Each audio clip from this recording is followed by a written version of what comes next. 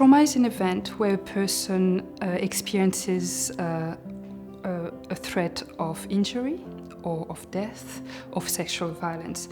Now, that threat can be an actual threat or it can be a perceived threat, and that's really important to know that. Traumatic events can involve things like a sexual assault, someone being physically assaulted.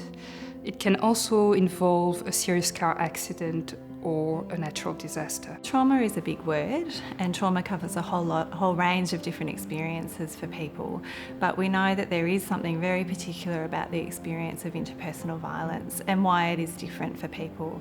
When you're the victim survivor of an act of violence that's chosen to be perpetrated against you, it's a very personal experience held in your body.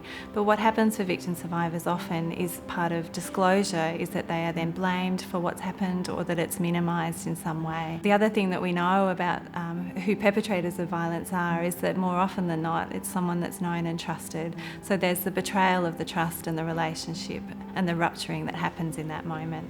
One of the fundamental things to think about in working with the aftermath of trauma and in thinking about working in a trauma-informed way is to really ensure safety as the primary focus of your work. So once you have safety, you can establish that for somebody, you can connect with them.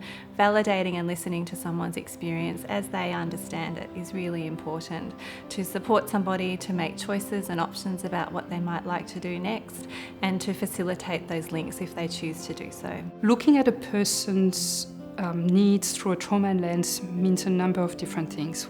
For one thing, it's looking at the person's presentation. So how they present to you will look very different if you understand trauma. For example, if you have a person that talks to you about having panic attacks, they may feel panicky because they're encountering reminders of the trauma.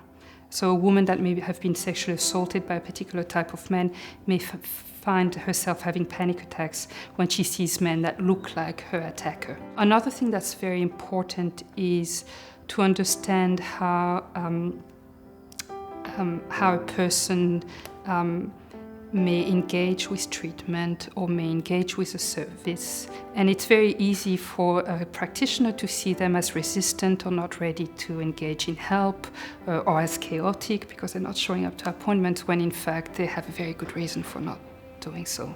Having an understanding of trauma-informed practice is really a key thing.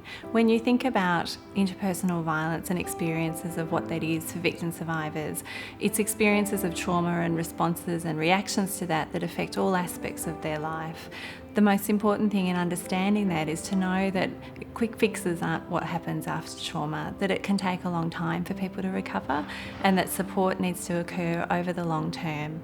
It's important to continue over time to re-establish safety, to keep re-establishing safety, to continue to provide options and for people to have as much control over decision making as they can. Not everybody who has experienced sexual assault or family violence needs or wants to have professional support. Certainly those options are available there for them, but we know that the vast majority of victim survivors out there don't necessarily have contact with a specialist service, but the important thing for them to know is that those options are available and they can choose to access them in their time and when they want to. For someone that's been in a traumatic incident, it's very important to be able to provide some practical tools to help them deal with the symptoms they're experiencing as a result of the trauma.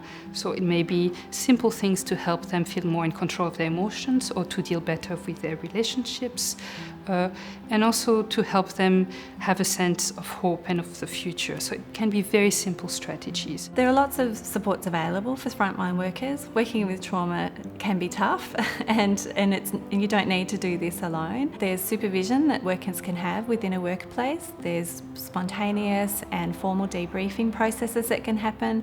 Workplaces often have EAP or external supervision that's available for staff. And there's also the opportunity for people to access secondary consultation from specialist services. What that means is that you can access a worker who's a specialist in the area of sexual assault or family violence, have a conversation with them about some of the issues that you might be facing in the work and get some support around how you might respond in the most effective way and to feel confident in the work that you're doing.